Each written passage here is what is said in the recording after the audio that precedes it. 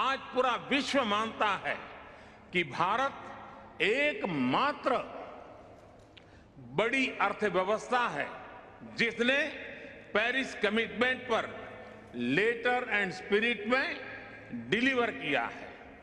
हम संकल्पबद्ध होकर हर संभव एफर्ट्स कर रहे हैं, परिश्रम कर रहे हैं और परिणाम लाकर दिखा रहे हैं।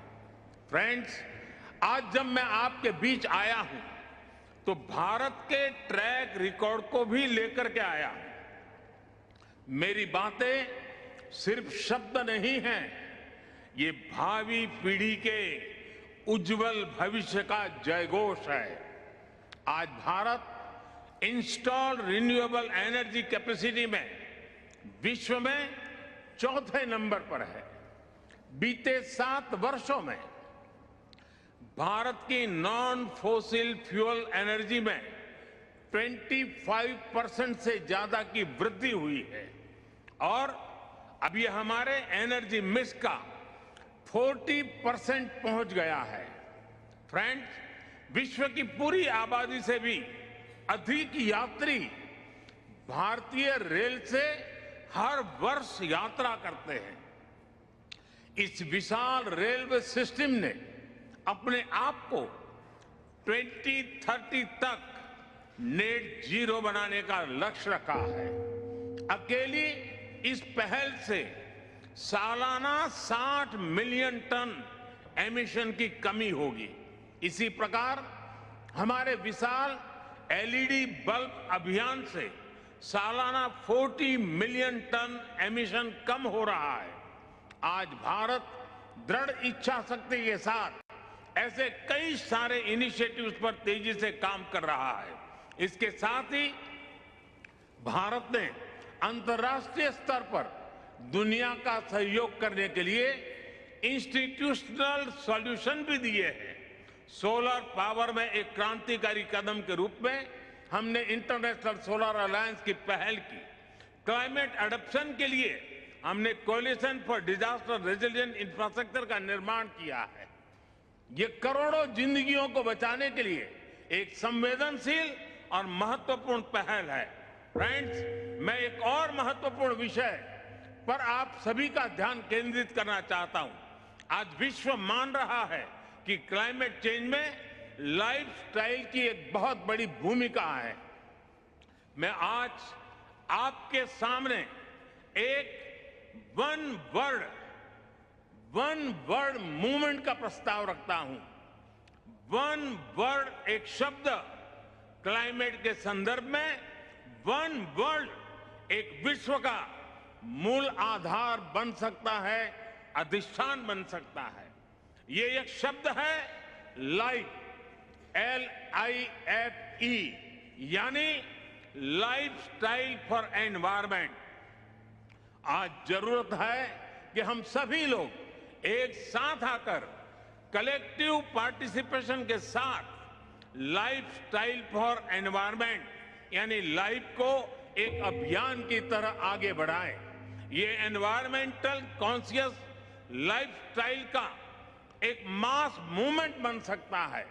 आज आवश्यकता है माइंडलेस और डिस्ट्रक्टिव कंजम्पशन के बजाय माइंडफुल और डेलिबरेट यूटिलाइजेशन की। ये मूवमेंट एक साथ मिलकर ऐसे लक्ष्य तय कर सकता है जो डाइवर्स एरिया जैसे fishing, agriculture, wellness, dietary choices, housing, packaging, hospitality, tourism, clothing, fashion, water management और एनर्जी जैसे अनेक सेक्टर्स में एक क्रांतिकारी बदलाव ला सकता है। ये ऐसे विषय हैं जहां हम में से प्रत्येक को हर रोज कॉन्शियस चॉइस करनी होगी। पूरी दुनिया में करोड़ों अरबों लोगों के हर रोज की ये चॉइसेस क्लाइमेट चेंज के खिलाफ लड़ाई को हर दिन बिलियन स्टेप्स आगे ले जाएगी। और मैं इस आर्थिक आधार पर, वैज्ञानिक आधार पर, बीती शताब्दी के अनुभवों के आधार पर हर कसौटी पर खरा उतरने का मूवमेंट मानता हूं। स्व से समष्टि का यही रास्ता है, अहम से वयम के कल्याण का यही रास्ता है। फ्रेंड्स, क्लाइमेट चेंज पर इस वैश्विक मंथन के बीच मैं भारत की ओर से इस चुनौती से निपटने के लिए 5 अमृत तत्व रखना चाहता हूं, पंचामृत की सौगात देना चाहता हूं। पहला, भारत 2030 तक अपनी नॉन फोसिल एनर्जी कैपेसिटी को 500 गीगावाट तक पहुंचाएगा।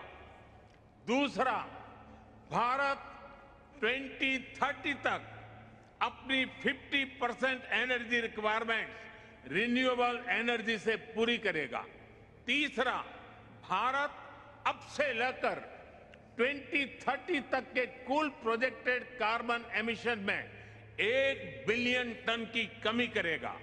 चौथा, 2030 तक भारत अपनी अर्थव्यवस्था की कार्बन इंटेंसिटी को 45% से भी कम करेगा। और पांचवा, वर्ष 2070 तक भारत नेट जीरो का लक्ष्य हासिल करेगा। ये पंचामृत क्लाइमेट एक्शन में भारत का एक अभूतपूर्व योगदान होंगे। फ्रेंड्स, ये सच्चाई हम सभी जानते हैं कि क्लाइमेट फाइनेंस को लेकर आज तक किए गए वायदे खोखले ही साबित हुए हैं। जब हम सभी क्लाइमेट एक्शन पर अपने एम्बिशन बढ़ा रहे हैं, तब क्लाइमेट फाइनेंस पर विश्व के एम्बिशन वही नहीं रह सकते जो पेरिस एग्रीमेंट के समय थे। आज जब भारत ने एक नए कमिटमेंट और एक नई ऊर्जा के साथ आगे बढ़ने का संकल्प लिया है, तो ऐसे समय में क्लाइमेट फाइनेंस और लो कॉस्ट क्लाइमेट टेक्नोलॉजीज का ट्रांसफर और महत्वपूर्ण हो जाता है। भारत की अपेक्षा है कि विकसित देश जल्द से जल्द $1 ट्रिलियन का क्लाइमेट फाइनेंस उपलब्ध कराएं। आज आवश्यकता है कि जैसे हम क्लाइमेट मिटिगेशन में हुई प्रगति को ट्रैक करते हैं, वैसे ही हम क्लाइमेट फाइनेंस को भी ट्रैक करें। उचित न्याय तो ये होगा कि जो देश क्लाइमेट फाइनेंस पर किए अपने वादों पर खरे नहीं उतरे, उन पर दबाव बने। फ्रेंड्स, आज भारत क्लाइमेट के विषय पर बहुत ही साहस और बड़ी महत्वाकांक्षा के साथ आगे बढ़ रहा है। भारत अन्य सभी विकासशील देशों की पीड़ा भी समझता है, उन्हें साझा करता है और उनकी अपेक्षाओं की अभिव्यक्ति भी निरंतर करता रहेगा। कई विकासशील देशों के लिए क्लाइमेट चेंज उनके अस्तित्व पर मंडरा रहा है, एक बड़ा संकट है।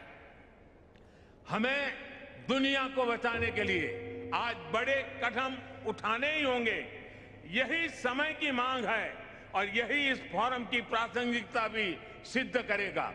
मुझे विश्वास है कि ग्लासगो में लिए गए निर्णय हमारी भावी पीढ़ियों का भविष्य बताएंगे और सुरक्षित और समृद्ध जीवन का उपहार देंगे। अध्यक्ष जी, मैंने समय अधिक लिया, आपसे मैं क्षमा चाहता हूं, लेकिन विकासशील देशों की आवाज उठाना ये मैं अपना कर्तव्य मानता हूं, इसलिए मैंने उस पर भी बल दिया है। मैं फिर एक बार आपका बहुत बहुत धन्यवाद करता हूं।